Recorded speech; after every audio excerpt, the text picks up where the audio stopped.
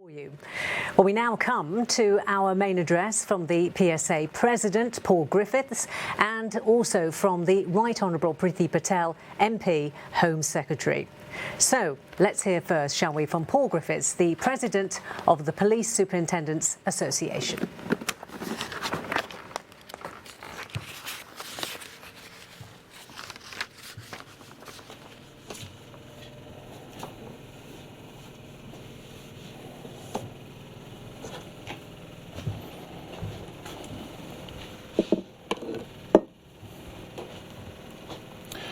Home Secretary, guests and colleagues, a very warm welcome to the 2020 conference of the Police Superintendents Association, a conference which looks and feels incredibly different from anything we have ever hosted in the 100-year history of this prestigious event. In the year that marks a full centenary since the inaugural association conference, there are many things we would have planned to mark this milestone. Hosting the event digitally was not one of them, but although I'm disappointed not to be meeting you in person, I'm proud that we are yet again showing the responsive, innovative and tenacious attitude of our service by redesigning to overcome. It's hard to come up with an adequate phrase to describe the context in which we currently work. The word unprecedented has become almost meaningless, with the frequency with which it's used, and the term challenging times comes nowhere near to encompassing the magnitude of what coronavirus has caused to the public and the police. As a mark of respect, it seems appropriate for us to reflect on the scale of the tragedy and the impact on the lives of so many, including police colleagues who sadly died from COVID-19. I will now pause to hand over to Canon David Wilbraham, the National Police Chaplain, to say a few words. All of us have a story to tell, the story of our lives. A story that is unique and deserves to be listened to with respect. Sadly, all our human stories end in death, and though sad, that doesn't seem inappropriate at the end of a long and full life. However, in this past year, tragedy is part of those stories, as we have felt the impact of a global pandemic across our own country. Households, families and friends across our country mourn the loss of loved ones who have died far too early as a result of this pandemic. Within the service, 10 colleagues have lost their lives to the virus, and many other homes have been touched by tragedy. We are also mindful of 5 officers who have died whilst on duty over the past 12 months. And so we remember Police Constable Roy Buggins of Police Scotland, Detective Constable Jonathan HICKEN of Dorset Police, Police Constable Nick Dumfries of Cumbria Constabulary, Police Constable Matthew LANNIE of South Yorkshire Police, and Special Constable RESHAM SINGH NAHAL of West Midlands Police. Good lives, like good stories, live on in our minds and hearts, and especially so as we remember and commemorate those who have died. What we have faced and continue to face as a nation and a service is tough. But what we have done and all we have achieved is nothing short of incredible. When I began my term as President last year, I set out my plan to focus on the work of our association on the priorities of care for our people, our police and our public. I'm proud to say that we've made real progress on issues impacting on each of these areas, and I'll take this opportunity to look at how COVID has affected them all, how we as an association and a service have and can respond, and where we need the support and care from you, Home Secretary, and our government. As a service, we are adept at contingency planning for a range of scenarios, including pandemics. But coronavirus has posed threats and caused impacts far greater than anything we might have imagined. We know how to deal with criminals intent on causing harm. We know how to respond to floods or chaos on our transport networks. And we know how to support those who are most vulnerable.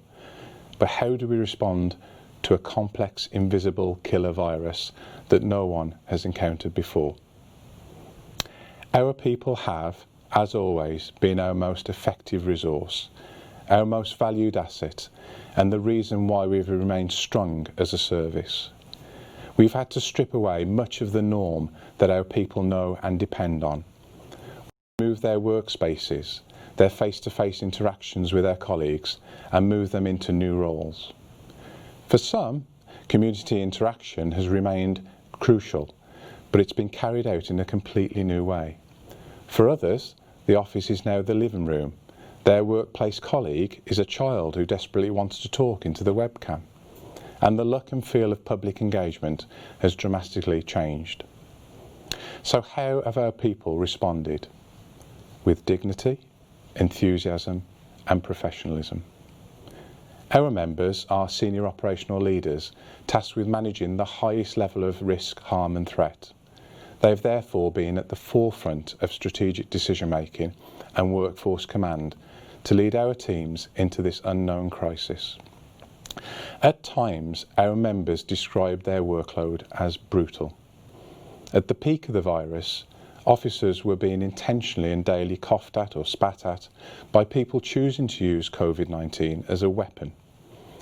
Every day, police officers are going to work, interacting with colleagues and strangers in the knowledge they could be placing themselves and their families at risk. It's quite incredible that alongside this, we also now see a continuous rise in the number of assaults against our officers as they simply try to do their job. Add to that the constant use of mobile phones to record incidents to which our officers have responded, which can quickly and violently escalate. In these situations, officers use their professionalism, their instinct and their values to protect people. But some members of the public see this as an opportunity to encourage aggression and to capture viral footage. We are accountable for our actions, but every citizen should feel a responsibility to help rather than film. Despite these challenges, the increased violence we are starting to see, and throughout this emergency, we've never sensed that resilience is waning or that our services are starting to suffer. This is the nature of our people.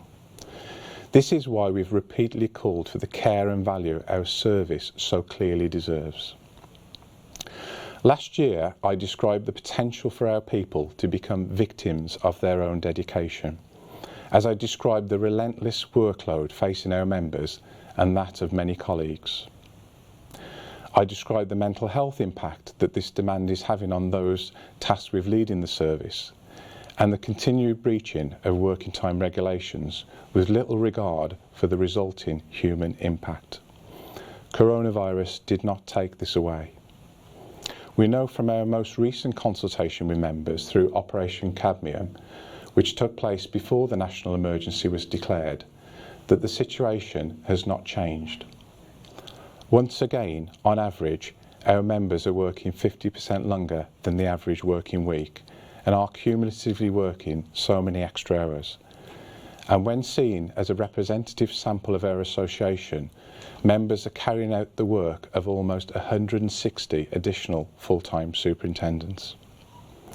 If this was the case before a national emergency ensued, we can only imagine the demands on this small number of senior leaders when the crisis took hold.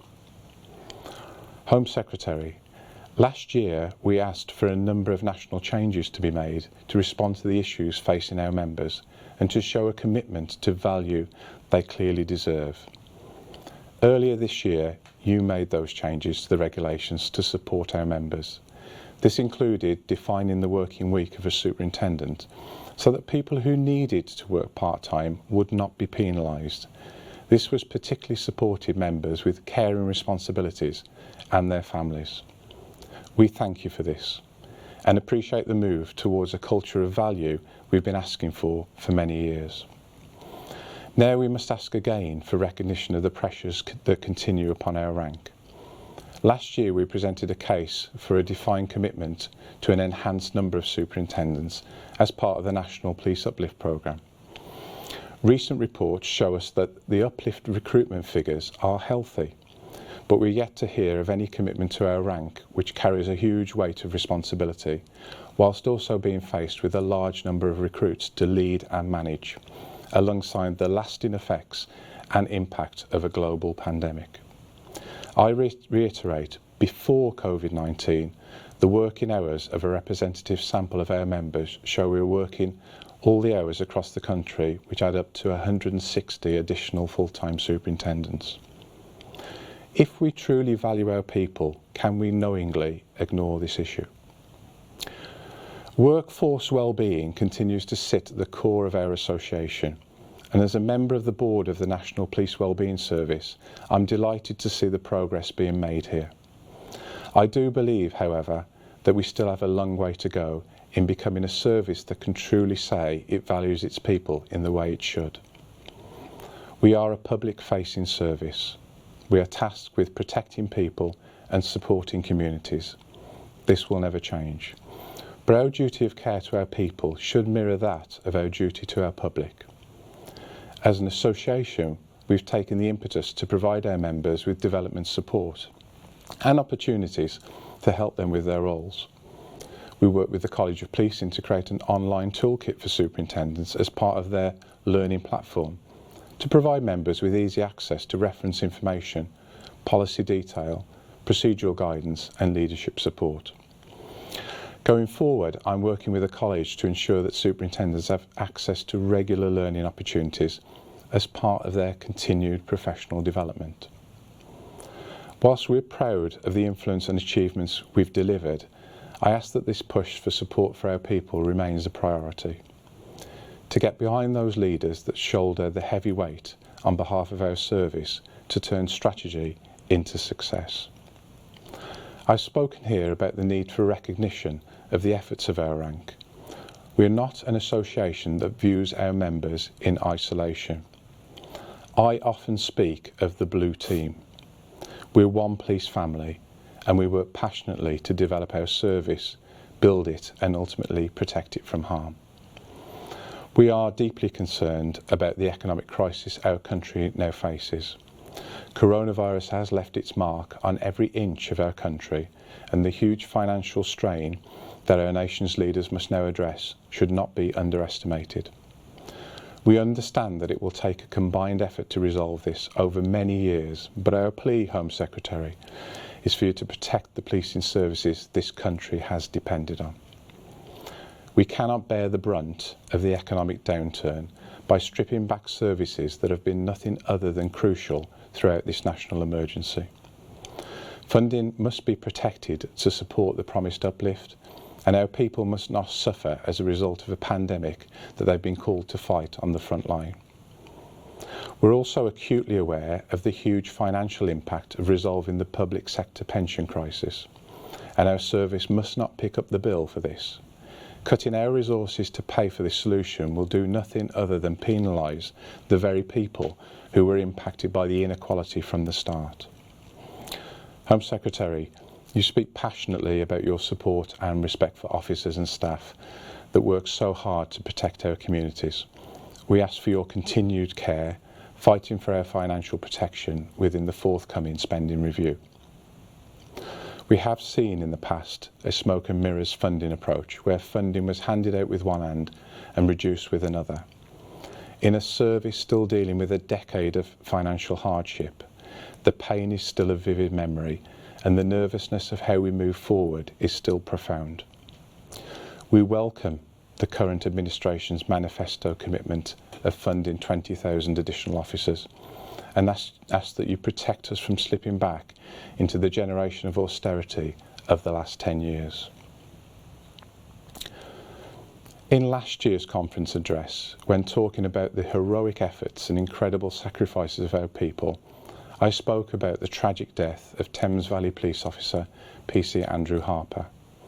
Now, 1 year after his death, we have seen and read the detail of that horrific night as part of the reporting from the trial. The impact was felt across every corner of our service.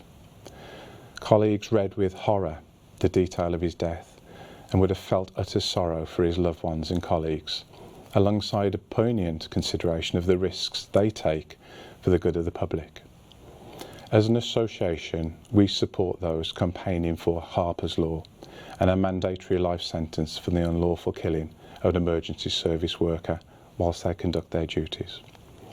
We will provide our support for any exploration of how a change of this kind could be implemented to ensure justice is served on those found guilty of such abhorrent crimes. Last year, I called for the extension of the Elizabeth Cross to be awarded to families of police officers who are lost in the line of duty. Again, I asked for your support for formal recognition for families from all emergency services who pay the ultimate sacrifice. Home Secretary, as the Police Covenant continues to develop, there are significant opportunities to broaden the support for officers and families. We remain keen to help develop these and to enhance the experience of working as a police officer and the support for families who help us to deliver a quality service. The police service has now entered a new norm, untested and unknown, and it's interesting to note that many people have no desire to return to the old norm. The service has shown that it can and should trust its workforce, empowering them to work independently, remotely, and with extremely positive results. We've cut back on unnecessary in-person meetings with the resulting saving on resources, and we've finally given the green light to a flexible working model that could change the face of our workforce by opening doors to talented, committed individuals who felt limited in their options because of the traditional rigidity of our processes. We must not lose momentum here. We know that we're still losing too many good officers and staff because we don't yet provide the culture of flexibility and inclusion we should strive for. We must maintain this momentum and use this extraordinary situation to harness every element of best practice to build a way forward. This is a new norm, and in many ways it can be an improved norm. We should not lose the chance of far-reaching positivity and progress because of the tragedy that has led us to this place. COVID-19 has caused a paradigm shift in the way we use technology to operate. People who were reluctant to engage with technology as a daily service enabler had no choice but to do so, and we were forced into moving with speed and agility on issues such as IT that we usually only see within the private sector. This has to be the step change we need to move us into, a service that can truly keep pace with the digital evolution that continues around us. We've proven we can and should harness this to our advantage, and we've pushed ourselves forward by years in terms of where we thought we could be in the use of technology to make our service more effective. Coronavirus has placed what is arguably the single most important factor in the effectiveness of policing under the spotlight: our relationship with the public. Throughout the pandemic, we walked a tightrope in balancing our management and control of the virus, government direction, public enforcement and community trust. Never before have the public and the police been so aligned in the timing with which they've received information on police enforcement, and never before have the police and the public had to learn the rules of policing at exactly the same time. Incredibly, and in no doubt due to the professional interactions of our people, in the vast majority of cases, we've been on the same side. Enforcement statistics have shown us that the 4E's policy has worked, and that a very small percentage of the public were subject to enforcement action. This wasn't always smooth going, however. The public were confused and our people were confused. We made mistakes in our interpretations of guidance as it changed regularly, and the public were frustrated about the limitations on their freedom and the conflicting information they were seeing and hearing as they battled to understand their new norm. The government depended on us as a service, and we answered and we delivered. We should be very proud of that we've walked alongside the public for the most part, and that because of our relationship, based on policing with consent, it's lasted the test of time, and we've been in this together. But this relationship is still fragile. This brings me to the final area I wish to discuss, an issue I see as the next national emergency facing our country: diversity and inclusion. Our workforce is not representative of our communities, and our services are not being delivered with legitimacy when it comes to ethnicity. As individuals and members of our service, we stood alongside all those appalled by the shocking death of George Floyd in America.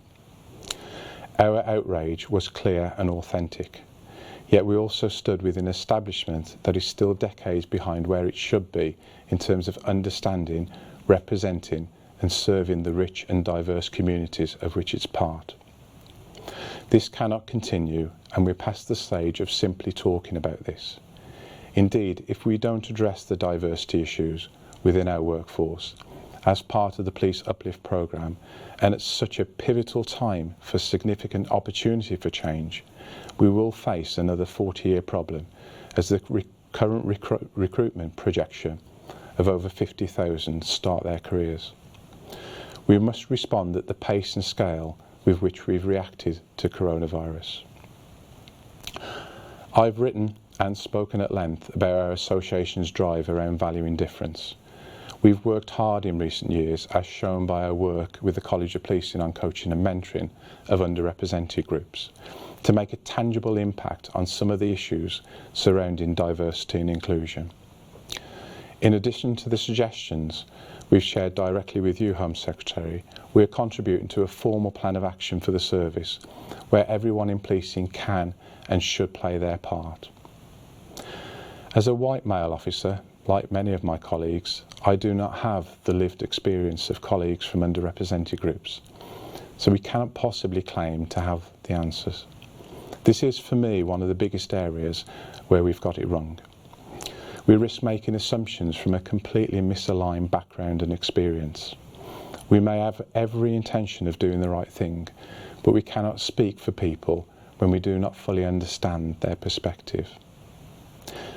We therefore consulted at length with our members from underrepresented groups and have their support in the work we've driven so far. But this isn't reactionary. We've been interlinking with national network leads for years, as we've always recognised the importance of difference.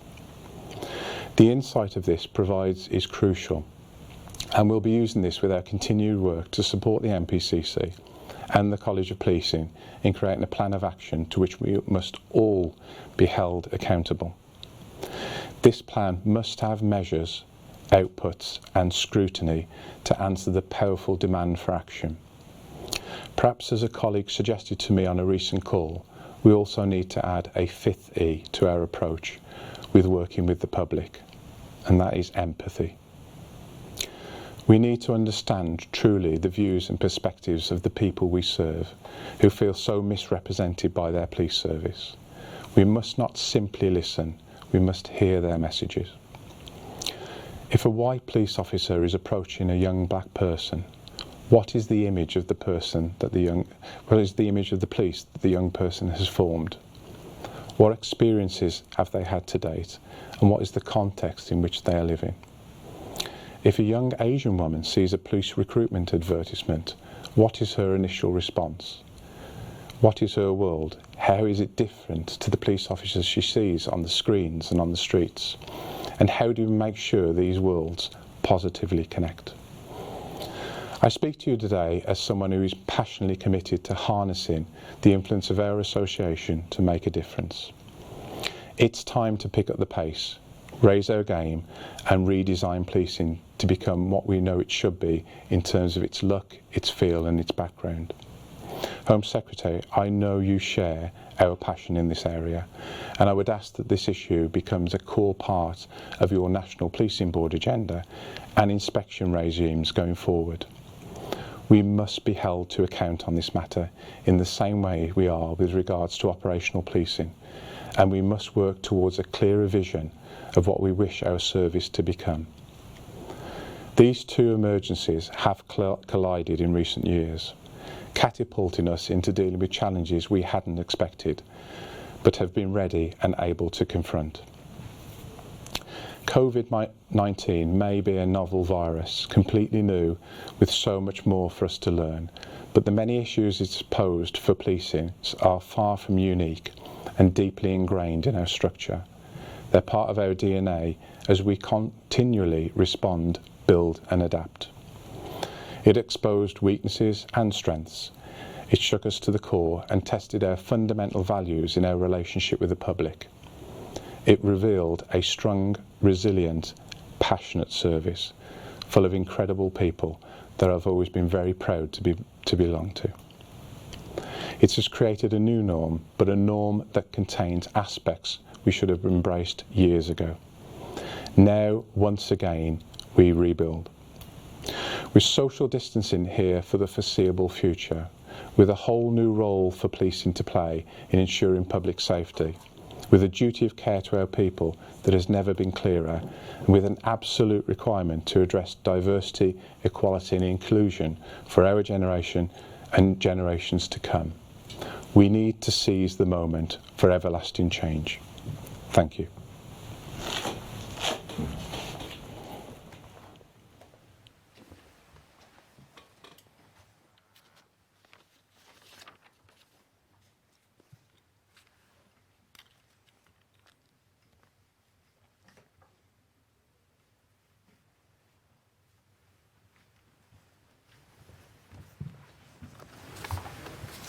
Paul, thank you very much.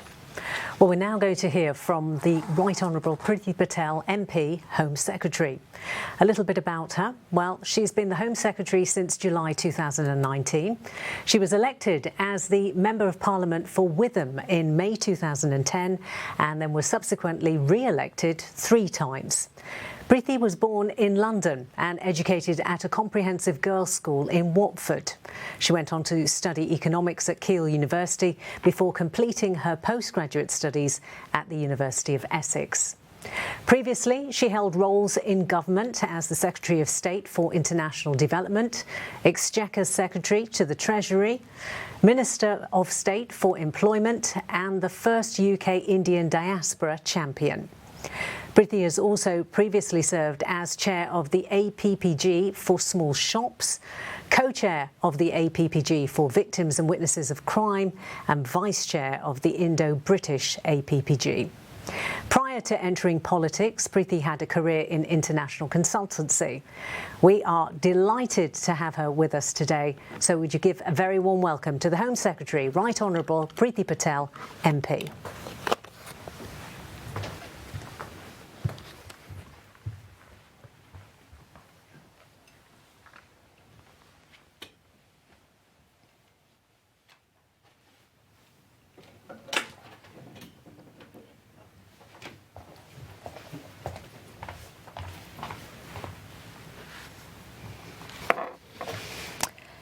Smina, thank you for your warm introduction and warm welcome. And Paul, can I just start by congratulating you on your speech today and just to say thank you so much for giving me the opportunity to attend and address your conference after what has been an extraordinary year for our nation and for our police and in fact for all of us.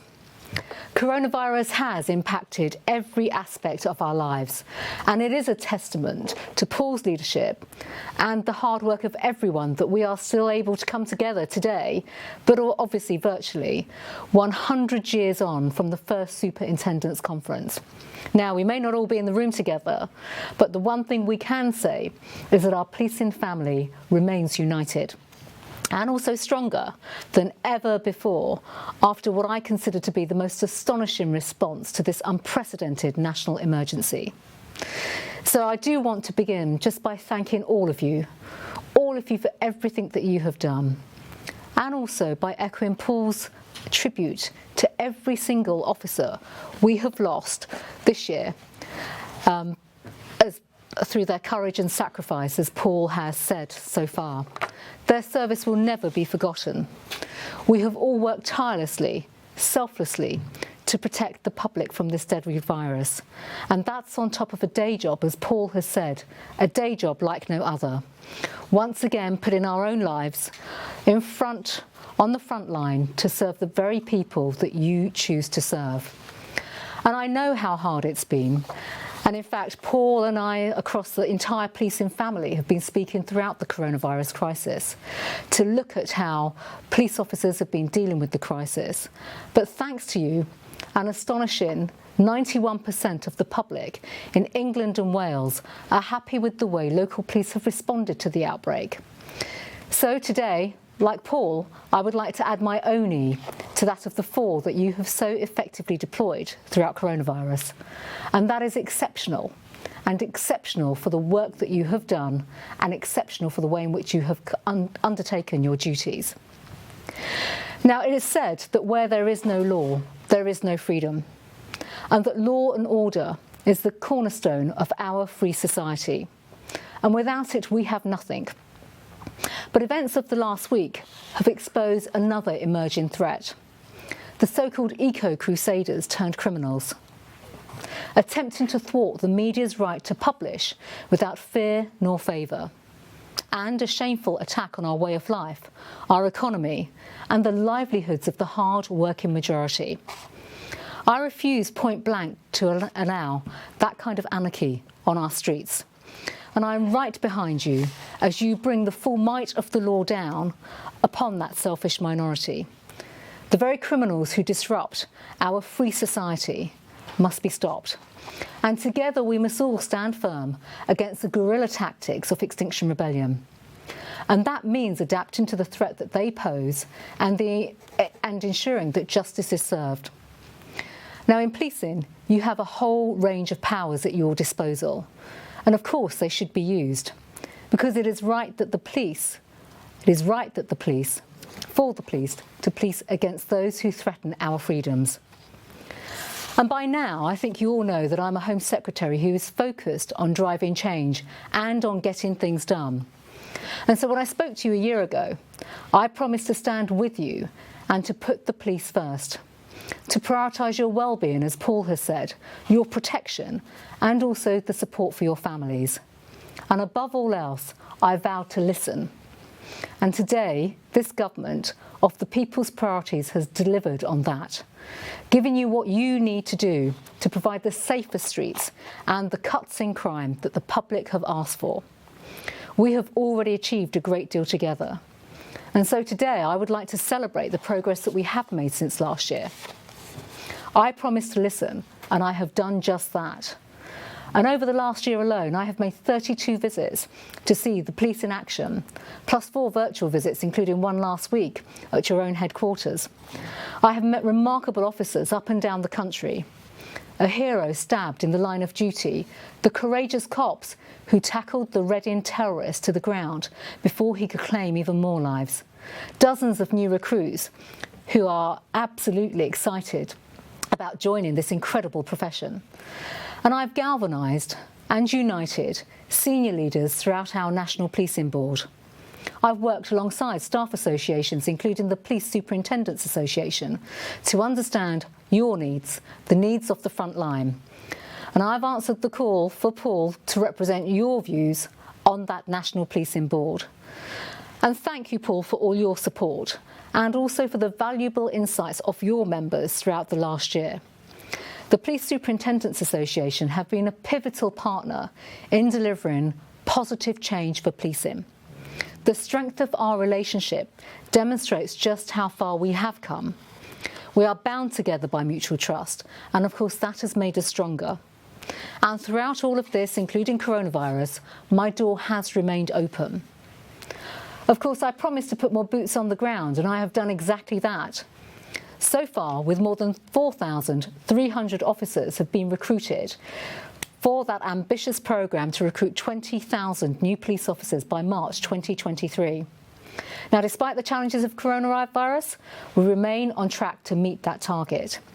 And of course, with our colleagues, the College of Policing, the Online Assessment Centre, the new platform is being rolled out across forces to keep the momentum going forward. More officers continue to come through that door, and that is another promise for policing that I have kept. I also promised to give you the resources you need, and I have done just that. The government has delivered on the biggest increase in police funding for a decade. And rest assured, I have heard Paul, and I will pull no punches when it comes, yet again, to getting what you need in this spending review. That is a promise that I will keep.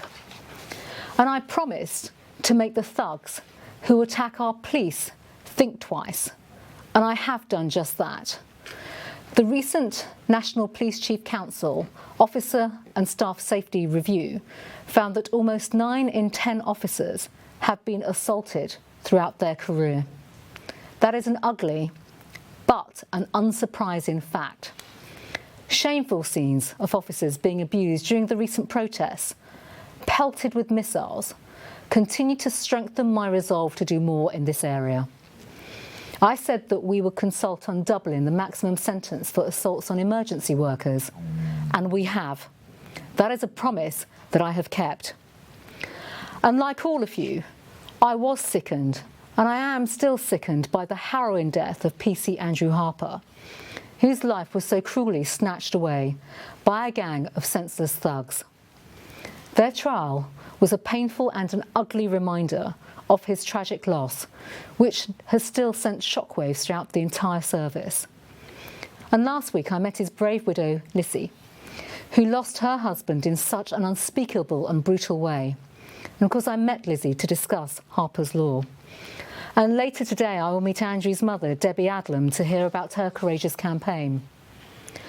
I share there, and I share your revulsion at anyone who thinks that they can laugh at the law, and the determination to ensure that the punishment for those who kill an officer as they do their duty truly fits the crime.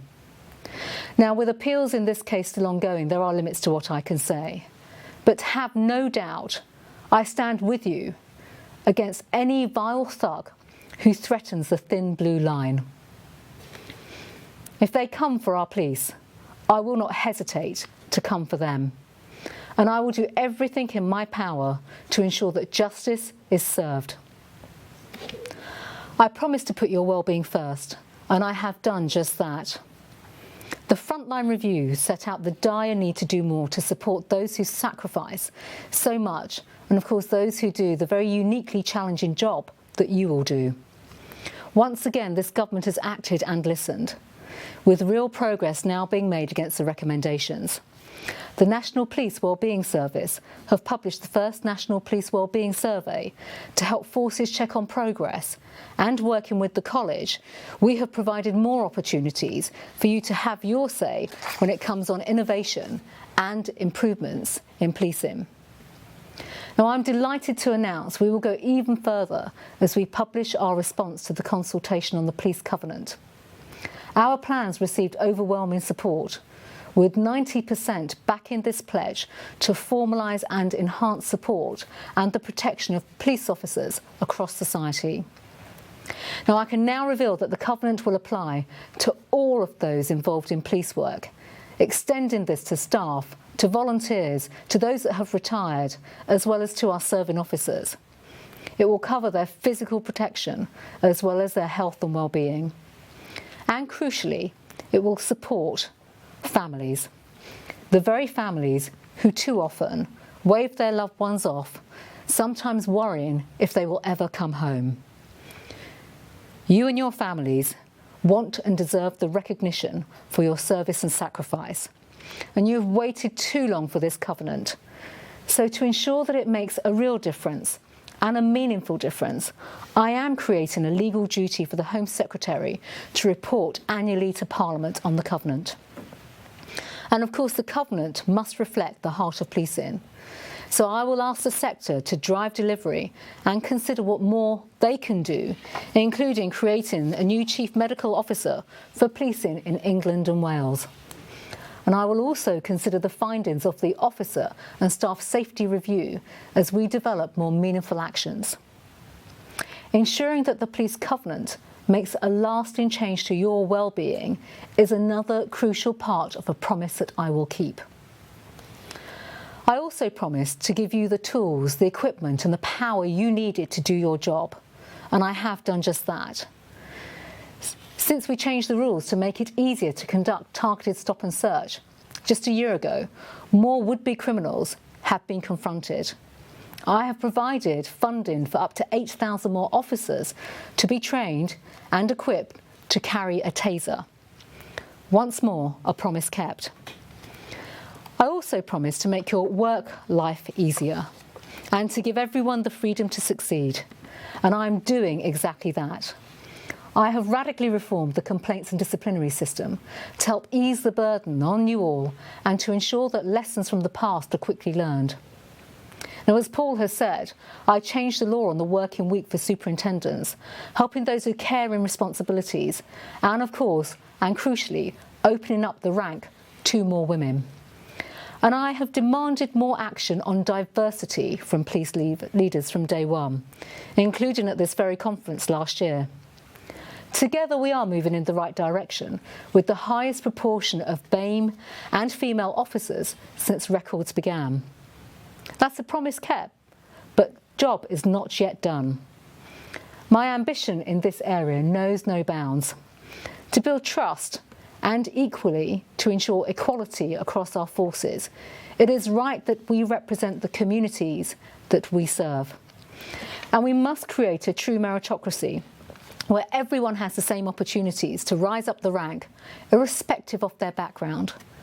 Impressive work is being done across policing, and I would like to thank Paul and the College of Policing and every superintendent who has taken part in the successful mentoring and coaching schemes. I was heartened last week to visit the Police Superintendents Association headquarters to speak to black and ethnic minority members about the progress that's being made. Now, of course, our discussions were always animated, and there is a recognition that we should and we can do more. And of course, the investment in 20,000 new officers is that once-in-a-lifetime opportunity, which cannot be squandered, to create the next generation of police leaders who truly represent the society and the country that they serve. I will continue to challenge all police leaders, including chief constables, police and crime commissioners, to accelerate not just their efforts, but to change their approach and attitude in order to drive a much more coordinated action on recruitment, retention, and also on progression. We will use the National Policing Board to drive accountability, assess performance, to ensure that policing creates that meritocracy and a culture where everyone, regardless of their background, has the opportunity to rise up the ranks and progress to the top.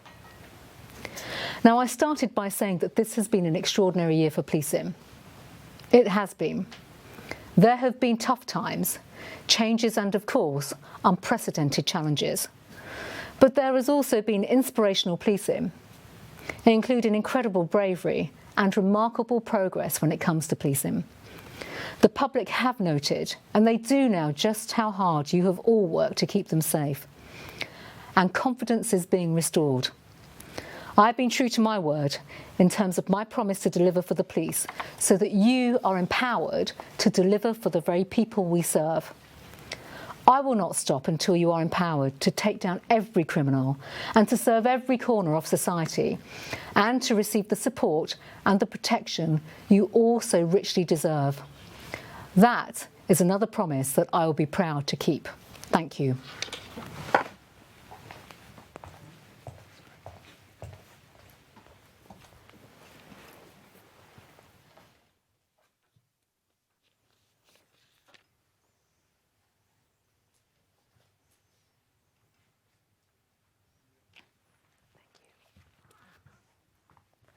Home Secretary, thank you very much, and indeed thank you to Paul as well.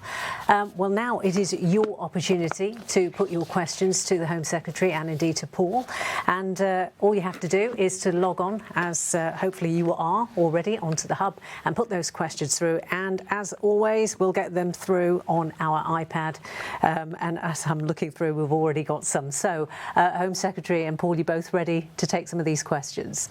Yep. Okay. Right. Well, let's start with the first one to you, Home Secretary. With electoral power for the next 4 years, where do you plan to take policing? Because we don't usually know in advance. Well, I think that's true. There's no doubt about that. But I think, look, first of all, I do just want to restate my thanks, because policing's been on an incredible journey in the first year already. The next 4 years will still be dominated by our uplift programme, recruitment of police officers, training, of course, of new officers, the next generation of policing leaders. It's right that we invest in people and continue to grow them and develop them and train them, because policing, as I've learned in the last 12 months, is evolving. Crime evolves, the nature of crime changes, and therefore everyone must be equipped and supported when it comes to policing and protecting our communities, people and society. But what I would also just add is that when it comes not just to the next 4 years, but the overall direction of policing, speaking quite candidly, ensuring certainly that my door is always open, well, that'll definitely be the case, but also ensuring that there is trust and respect in the relationship between policing and the Home Secretary and the government, so that we can be candid and honest with each other. And I have to say, I pay tribute to Paul and others in the leadership of policing, because we've certainly seen that over the last 12 months. And I think the National Policing Board will continue to go on from strength to strength, very much reflecting upon the challenges of policing on the front line, but also many of the views and issues, some of the gritty issues, welfare policies, for example, making sure those are sustained, making sure that we put officer safety first, making sure that training continues. These are the sort of crunch issues that, of course, affect officers day to day, but they're vital issues as well when it comes to the empowerment that officers need to be able to go out there and confidently, police our streets and deliver for the British public. Paul, I wonder if you want to add anything to that. Well, I think the next 4 years are really crucial. I mean, not only with the Police Uplift programme that we've talked about, but also what the vision is in terms of technology and how we advance and how we move forward. But it's also a period where, obviously, with the comprehensive spending review, for stability and consistency for the whole of the service. And I think that would be really important to get that as part of the vision as we move forward. Yeah, that plus the funding is certainly a theme that's been consistent in both of your speeches. Home Secretary, Paul has spoken powerfully about diversity and inclusion, as you have, which he has referred to as the next national emergency facing policing. He's also highlighted the potential for a further 40-year diversity problem in the police workforce if we get the current recruitment drive wrong. Now, we've heard a lot about action plans, but what tangible steps can we actually take, or can you take, to ensure that we see the measures, the outputs, the outcomes, and also the fact that those chief constables have to be held accountable? So I think that's a really great question, and you've put so much in your question already about accountability and outcomes and plans. We actually had a really great discussion, Paul and I, with members just last week on this very issue. The insights were fantastic. Along with that enormous sense of frustration, there is frustration clearly amongst BME members of policing, full stop, and I can understand that. I can absolutely relate to it and understand it. But the crucial question is what can be done, what will change, what will be different. I have to say, this isn't just about action plans. It sounds to me from all the discussions I've been involved in, we've had action plans and they haven't worked. This is cultural. This is absolutely cultural across policing, to almost have a moment of self-reflection. I don't say this timidly when I speak of the 20,000 programme, leading to the next generation of leaders. We are speaking now, we are recruiting the next generation of police leaders, the next Paul in due course, and others. And that's why it's so important that actually attitudes change, the cultures change in policing as well, that there's an understanding of other people's backgrounds, the skills and experiences that people can bring forward. Paul and others heard me say extensively last week, for those of us that have worked in different fields, professionally before, you see this in other walks of life and other professions, and perhaps in the public sector and in policing there is so much more to do. Now, I'm committed to big change in this area, which is why we've already led discussions at the National Police Board. Paul was involved in some great conversations and discussions there.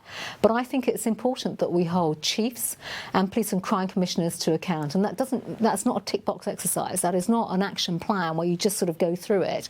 That is a reflection of their leadership, driving performance. Change that is, performance marked as well in terms of the recruitment, the ways of working, the cultural aspects of police forces as well, how open police forces are to understanding the issues across all communities, diverse communities, and actually reflecting that in policing as well. So this should not be viewed from the position that this is really difficult, this is really challenging. Society has changed and moved on, and it's right that we all adopt the right kind of values to really inspire, lead and motivate. And as I've said, and I know Paul has touched on this as well, really bring some proper performance and rigour to how we adopt, the right approach in policing and how we recruit, develop, retain and train people. There is frustration, though, isn't there, with the timing and for things to move quickly, because after all, it's over 40 years since we had the Brixton riots. I would agree with you completely, and frustration is always, for somebody like myself who sets the pace of change in quite a big way and has a lot of energy and commitment and determination to bring about change in this area. No one person can do this on their own. We have to support each other to be the change that we want to see, and I think that's absolutely crucial. Which is why the policing board is so important. The work, obviously, of the association, other staff associations as well. But actually, the real voices that are going to make a real difference will be those within rank and file. Officers themselves showing leadership, coaching, mentoring, supporting others. And we've had some incredible discussions already on that front. And I actually think that's a big moment of empowerment for everybody. Everyone should want to be part of this. Paul, in the short time I've known you, the past couple of days, you've mentioned the timing to me several times. I know it's an issue you hold dear. And you want something done about it, don't you? Absolutely. So, it's so important that we seize this opportunity. And I get a sense from the service there is that energy and drive to do so, but we all need to be accountable for our actions. We all need to put the appropriate measures in place and really push on positive action. For me, it's all about the lens by which we look at all these issues and actually do our very best to be more representative. OK, I'll move on with the questions. As you may be aware, another one for you, Home Secretary, you won't be surprised, the Met has now paused police officer recruitment and police staff recruitment. This is because whilst one nearly lost the question. Whilst one funding stream is increased, another is reduced. Indeed, we're already being tasked with identifying cuts. Can you comment on how you will deal with this juxtaposition? Well, I will, because quite frankly, when it comes to police funding, in the last 12 months, I've secured the largest funding settlement for policing in over a decade, and for a very good reason. Now, it is a fact, we don't want to necessarily, go through the exposition of what's gone on in the past, but policing has not been invested in. That is just a fact, and that alongside the recruitment of 20,000 officers, it costs money. Every single 20,000 of those officers, that's fully funded, completely fully funded through the funding settlement that I secured last year. And that is absolutely right. I'm committed to making sure the funding is there. But what I would say, and Paul has heard me say this previously as well, I also intend to hold those that hold the purse strings at a local level, our police and crime commissioners and our chiefs, about some of the decisions that are being made. We've just had the largest police funding settlement in over a decade. The money is absolutely there in the system. For our 20,000 officers, you've already heard me say, for tasers, for new equipment, for resourcing, for training, the money is there in the system. So, if other forces are making decisions, particularly in London, people need to be held to account for that. I will be doing my bit, obviously, in terms of funding and holding people to account. But the fact of the matter is, no one can say right now that, the service is not fully funded and we're not putting the money in, because we absolutely are. And I am committed to doing much, much more here. I agree with you, and I think people hear what you're saying, but it is against the backdrop of continued cuts that people remember from 10 years ago. So for some people it will be, is this bringing the service back to the level it was perhaps that it should have been at in the first place anyway? Well, of course not, because we can always do more. But I would just say on the London issue, that is down to the policing priorities of the Police and Crime Commissioner for London. That is the person that is overseeing policing for London. I am not, as people know, in operational command of London policing, but I will always bat for more money for policing. I think everybody should be assured of that. And the money that we put in, over the last 12 months and the funding settlement last year, fully funded 20,000 new police officers, absolutely fully funded, and more money, more resourcing for training, equipment in police, and I'm proud of that. And I will continue to bat for that in the strong and determined way that I do. But when it comes to the accountabilities across the police forces, that sits obviously with our crime commissioners and obviously with our chiefs who work to our crime commissioners. OK. Let's take another question. To make progress, the service needs to move forward as a whole. As I start reading, it moves on. Here we go. I'll start again. To make progress, the service needs to move forward as a whole. How can you make sure that the discretion open to chief constables doesn't hinder progress? Well, I think, it's right that chief constables have discretion, of course. They are professional individuals, and this is not just about chief constables. I think this is about our officers, everyone in policing. They're trained to exercise their judgment, operationalise, make decisions, choices, etc., off the back of professional judgment. Discretion, obviously, matters a great deal. Independence matters enormously.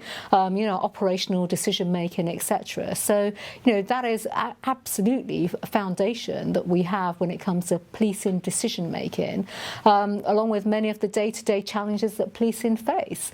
And what I would say as well is that, my door is open.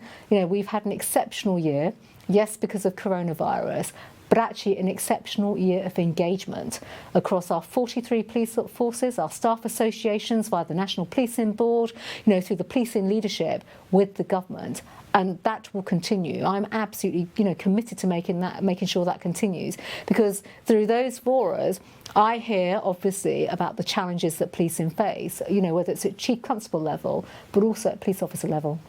Okay. We have got some questions from the press as well, so I'm going to ask you one that is coming from Danny Shaw, and obviously BBC Home Secretary, and he's saying you've said some very strong things about Extinction Rebellion. You started off by talking about them, but what are you going to do in terms of the new powers of law? Well, I think first of all, it is a fact. We announced this in the Queen's speech, after the election, around police powers, that we would do much more on two strands, which they very much come together, so we shouldn't look at this in isolation. Police powers and public protection, along with police protection as well. And of course, I've spoken this afternoon in my remarks about the police covenant, and not just my commitment, but we're accelerating that work. I'm absolutely, full throttle behind that. But alongside that, Danny has asked, what are we looking at? Yeah. We are looking at reviewing police powers. That is a fact. That is why we have spoken already and announced in the Queen's speech we will look at new legislation in this space. But before we come up with new police powers, I think we have to effectively test the strength of existing police powers when it comes to policing, the type of activities that we saw at the weekend, which were completely unacceptable, disruptive to society and our economy, and to people working in a particular sector. And I am committed to looking at that. I just think it's wrong, completely wrong. We saw an organisation deploy really extreme tactics, guerrilla tactics, to bring very significant disruption. I think that's wrong. And, speaking to the police, working with the police, as I did throughout the weekend solidly, I have said to them all, you need to tell me what's working and what isn't working. And this comes back to the engagement and the dialogue, because that is absolutely crucial when it comes to police powers, public protection, but also the protection of our police. Okay. We've got a question here. It says quite simply, how confident are you that the finances will still be available to deliver the ambitious growth programme now that the cost of COVID is becoming clearer? And I think, as Paul mentioned, that's affecting every aspect of our economy, as you well know. So how are you going to make sure that you are going to secure that funding? I know you said passionately that you're going to make sure you hold those with the purse strings accountable. Well, crucially, of course, coronavirus has been one of the most debilitating crises and national emergencies that we have all endured as a country. And we've seen the economic impact of that. I mean, that is a fact. Our economy, has suffered because of the impact of coronavirus. My role as a member of the government is absolutely to continue to support my colleagues when it comes to getting Britain moving again, getting the country back to work, getting our economy back on track. Because we need that strong economy, obviously, to bring the money coming through into not just policing, but to all our frontline services. We as a government are committed to investing in our frontline services. We've seen that over the last 12 months in policing. We've seen that in the NHS, education, various other aspects of our frontline services. So the answer to the question is, this is not a one-person important role. This is the whole of government. We are working together. When you look at, the measures that we're undertaking, hospitality is one good example, getting businesses and companies working with key sectors back to work. We're committed to doing that. And of course, we need that to have that healthy, stronger economy to ensure that those revenues come through, while at the same time, of course, recognising that when it comes to our frontline services, we can never stand still. Situations change. We have emergencies, we have crises, as this period has shown us. We have to be agile as a government in terms of how we fund those and respond to the funding needs. Yeah, I think the overall concern really is that how are we going to pay for it long term by members of the public. But of course, that's a different discussion. We won't get you to speak about that necessarily. Do you believe it's time to look at positive discrimination as progress has been almost non-existent with regards to race? So I was asked this question last week, actually, when we had our online discussion about this issue. I don't think so at all, and I just don't believe that is the sort of magic silver bullet to this particular issue. I really feel very strongly, and I've been through this in other walks of life as well, in other industries and sectors. There is so much that we have to do. We have to reflect upon ourselves, how we engage with people across all communities. I think, I can speak about this with some experience. There is a degree of self-awareness that is required in policing. Policing can be seen as very intimidating, putting people off, and coming into, an amazing career. I have to say, an amazing profession, and it is. And you'll have no stronger advocate than me, even with the Police Uplift Programme and the recruitment programme, to encourage people from other communities to step forward. But to give people the confidence to step forward, it takes two to tango, so to speak. And therefore, on that basis, it absolutely means that policing will have to change, reflect upon culture and attitudes, engagement, which is why I speak so strongly about coaching and mentoring, some of the unconscious bias work that is clearly taking place. The college has a role to play, but actually everyone in policing has a role to play, and showing their own personal leadership in moving this whole really important and significant agenda forward. But there is a huge amount of mistrust by BAME communities, isn't there, of the service? And we found that in one of our surveys earlier on. How do you go about engaging those members of the community to say to them, this is exactly what we want you to start believing now, that we can make a difference? So I do believe it can be done, and we should never start off with that, with an attitude that it's too difficult and, the distrust levels are high. They're high, and we should reflect upon that, OK? We should absolutely all reflect upon that and look at what we can learn, from the levels of highness. I haven't seen the figures and the survey behind this, but irrespective of that, if that is the public view and that's how members of certain communities are feeling, then we have to have engagement. We police by consent in our country, and aren't we lucky that we do so? That's fundamental to our values of policing. Long may that continue, and that will absolutely continue, but it will continue based on trust, confidence and engagement. Now there's a slight irony. We've spoken about the ease throughout coronavirus. Engagement was part of that, and then when you look at the levels of trust and confidence in policing throughout coronavirus, the figures, as you heard me say, are incredibly high, 91%. Yeah. That's a great positive that we should be building upon. And I do think we've seen policing through a different lens, actually, throughout coronavirus. Greater visibility on our streets, greater visibility in our communities and in society. That provides a great level of engagement, a good engagement opportunity, and we've got to persist that. We have to continue that. We haven't even spoken about the ways of working, that have altered throughout coronavirus. But we cannot revert back to the previous ways of working, because fundamentally the people see police out and about. The police the public feel much better when the police are out and about, and we need to build upon that and build those bonds of trust, confidence and engagement to really drive that forward. OK. Paul, do you want to add anything to that particular question? No, I think there's been a lot of emphasis about how much we can do around positive action, and I don't think we've explored positive action to its full degree, if I'm honest. It was mentioned, wasn't it? Yeah. But there has been more and more calls around positive discrimination, and I think what the message that sends to me is there's more and more angst around the pace and scale by which we can achieve change, and I think that's the message that we need to home in on and make ourselves really accountable about achieving this. OK. Home Secretary, how will you make sure the covenant you're proposing will be used and adhered to?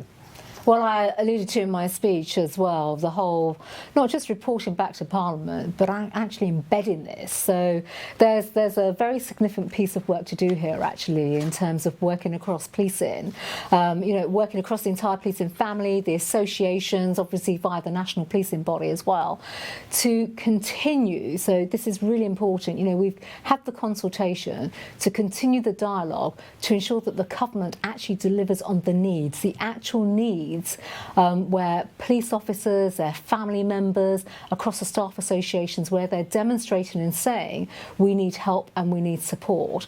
The consultation has been brilliant, and I have to say the last 12 months we've had some very, very good, solid engagement around the covenant, the needs. I've been spending time at places like Flint House, listening to individuals, to officers that have just had such horrendous experiences because of attacks, abuse, the impact on their families, the lack of places for them to go for support and recovery. These are big issues, and a covenant can't just sort of say, we can't just say here's the covenant, it's all sorted. No way, absolutely no way. We have to look at the various layers, the various structures underneath, the key areas of delivery, the impact, making a difference to people, a tangible difference, a real difference to officers, their families, and obviously across policing, retired officers as well as in addition to serving officers. So there is much more that we will continue to do. Paul's voice is important here, the voices of other leaders, but actually, to be really quite candid, the voices of frontline officers have made an enormous difference, actually, even in getting us to the stage that we're at today. And just to reiterate, you said you will have a legal duty to report to Parliament annually about this. OK. All right. I want to get one more question in from the press. I'm going to just spin through and see if we've got so many coming in. OK, well, as soon as we can, we'll get. Here we go. Lizzie Dearden from The Independent, who says, you asked for police to stand firm against the guerrilla tactics of Extinction Rebellion. At the moment, they're applying the same practices and laws used for all protest groups, regardless of cause or ideology. On what basis are you asking them to single Extinction Rebellion out? Well, I think the key thing, as I've highlighted already, and I've said this throughout the weekend too, the tactics, the guerrilla tactics that we use, undermine a functioning society. Not just getting newspapers, a free press out. I appreciate not all papers are published, many are online, but even so, that is not the point. Attacking people's jobs and livelihoods, attacking a critical part of our economy, that's not acceptable, it really is. That is not peaceful protest. We live in a country where we have the right to peaceful protest, and we have seen peaceful protests being policed, over preceding months, over the last few months. But even so, what we saw at the weekend with Extinction Rebellion, and I have to say last week as well, these are not peaceful tactics. These are tactics that are deployed to cause maximum damage to society, blocking of roads, for example. Last week we saw ambulances on blue lights not even being able to get through to hospitals, basically, threatening people's lives, in addition to the economic well-being of our society, at a time when actually we're trying to get society up and running all over again. There is a fundamental difference between the two, and actually I think whether it's through police powers, the work that we are doing right now, reviewing police powers, but actually just reminding our officers, and these individuals use some very dangerous tactics that many journalists have already written about, in terms of locking onto vehicles and doing, quite frankly, some very dangerous things. That is a threat. That is a real threat to our society, but also these are the types of tactics that we simply cannot allow to persist. OK. Paul, do you want to add anything to that? Your officers were on the front line. Well, policing peaceful protests is a really important part of our democracy. But actually, when it starts to impede economically, we do need the powers to be able to deal with that situation. OK, fair enough. Home Secretary, do you think that given the ongoing COVID pandemic, all demonstrations should be banned? Well, we've spoken previously throughout the summer, of course, because we've seen, I think it's probably fair to say, more than hundreds of demonstrations. We've seen thousands, when you aggregate them across the country. And I've got to say this, the work of our police officers, MPOC, the national police chiefs and staff associations, having spent nearly every day on police calls, planning for policing, working alongside the police with operations, etc., to police peaceful demonstrations has been quite exceptional. It's been really quite something, I have to say. But when it comes to demonstrations right now, fundamentally, as I've said, we live in an open and a free society. People have the right to, having their views heard, providing they're done, as we've always said throughout COVID, in the right way. That's fine, but we have seen obviously that get out of hand, and that is simply not acceptable. We are not out of the woods. I've said this many times. We are not out of the woods with coronavirus. Look at just the recent days. We are seeing numbers rising all over again. We've put many pleas out there to the British public and also people that have been part of demonstrations as well. You have to think about others and be conscientious about spreading the virus and infection control. We've had our police officers out every single day on the front line doing their utmost to prevent the spread of the virus. So I don't think, we should be seeing demonstrations, because that is people coming together, in mass gatherings, and that is completely, it doesn't help. But I have to say, I conclude by really saying the police have been phenomenal throughout this. They have been policing some of the most difficult, and I see this every day, I hear from them every day, the most difficult demonstrations and protests, and I pay tribute to them for the exceptional work and the exemplary way in which they've been working. So given the situation we're in unprecedented times, as we keep hearing over and over again. One of the other things that came out of the police wellbeing survey was the fact that they are tired. Fatigue is a huge issue. They're already doing enough. Do we need the police to be doing, to police the actual protests? Yeah. Why not go as far as banning them? Well, we live in an open society, and right now, I've already spoken about police powers and this. No, well, we've already brought in plenty of emergency legislation. Let's put this in the context of the legislation that we have. The legislation is there, and the police have powers around policing demonstrations.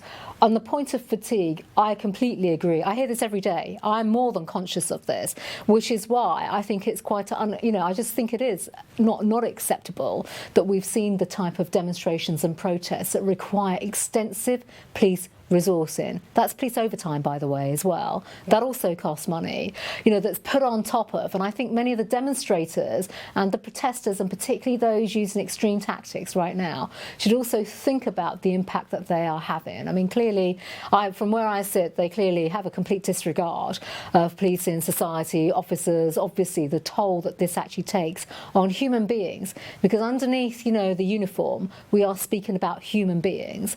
And I'm so conscious of the impact of coronavirus on policing in terms of, look, we had good policing numbers at the height of the virus. Attrition was low, staff sickness and absence was very low. Of course, we want that to continue, but also we need to make sure that we've got fit and well officers that aren't tired to carry on being out there and, policing the streets, dealing with crime. Crime will, we've had loads of crime right now throughout COVID, but of course, as society gets back up and running, we are seeing crime, parts of crime increase. We've just seen some awful atrocities just over the weekend as well. And I think everybody should be very, very reflective upon police resourcing, how police resourcing is being used, and quite frankly, the huge numbers, disproportionate numbers of policing that are required when it comes to policing organisations such as XR. Okay. Sadly, I've just been told that we've run out of time, even though there are so many more questions to get through. But thank you very much, Home Secretary, for being with us today and for answering those questions. Thank you also, Paul, as well. Thank you both. Thanks very much. Thank you. Well, we're now going to take a short break, and we'll be back very soon with our next session.